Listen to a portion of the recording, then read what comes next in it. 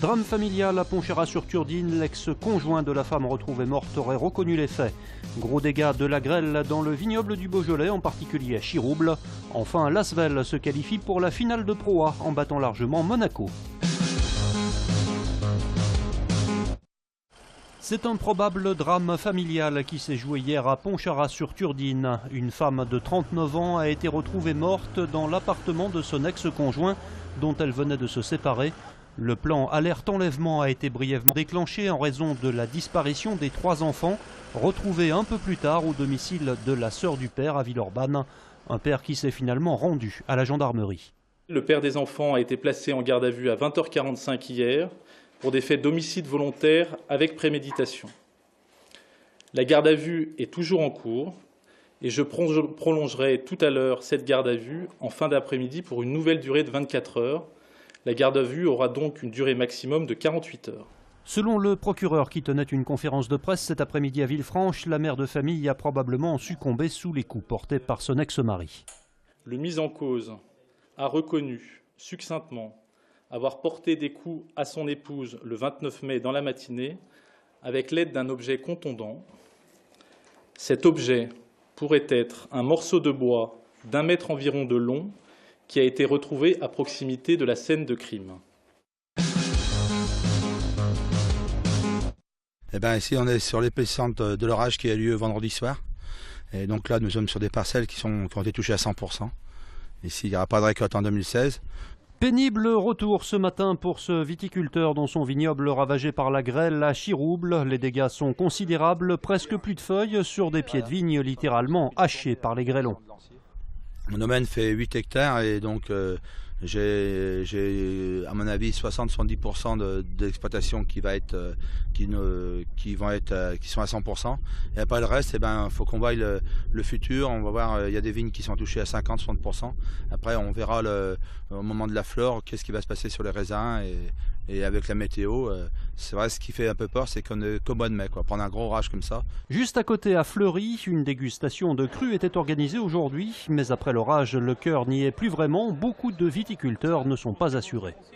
Certains ont choisi de ne pas s'assurer parce que le coût des assurances par rapport au nombre d'incidences de grêle font que ça leur revient moins cher, si vous voulez, parfois de ne pas s'assurer plutôt que de payer chaque année les coûts d'assurance. En Beaujolais, il y a, alors les derniers chiffres, c'est entre 40 et 50% des exploitants qui sont assurés contre ce type de dégâts.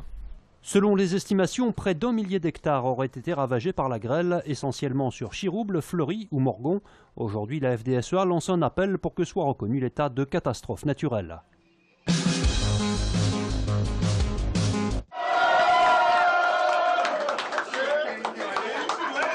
L'Asvel aux portes du titre. Les Villeurbanais se sont offerts hier soir à l'Astrobal leur billet pour la finale des playoffs de Pro A, en gagnant pour la 3e fois contre Monaco sur le score sans appel de 80-59. Un match que les joueurs de JD Jackson ont parfaitement maîtrisé sous les yeux de Tony Parker, présent hier en tribune. Le président ne cache pas sa satisfaction. Maintenant, on est sur une bonne dynamique.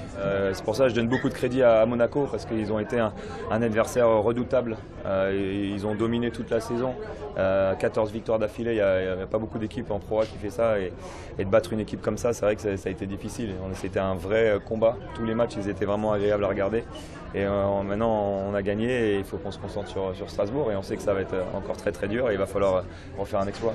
Car il faudra s'imposer également 3 fois face à Strasbourg pour décrocher le titre de champion de France qui échappe à l'Asvel depuis 2009. On est là et est-ce qu'on peut monter la dernière marche? Je crois qu'il faut qu'on se sublime pour pouvoir battre une équipe comme Strasbourg, encore plus que ce qu'on a fait contre Monaco. Ce soir, c'est un bon exemple. Je crois que c'est le niveau qu'il faut pour avoir une chance contre Strasbourg.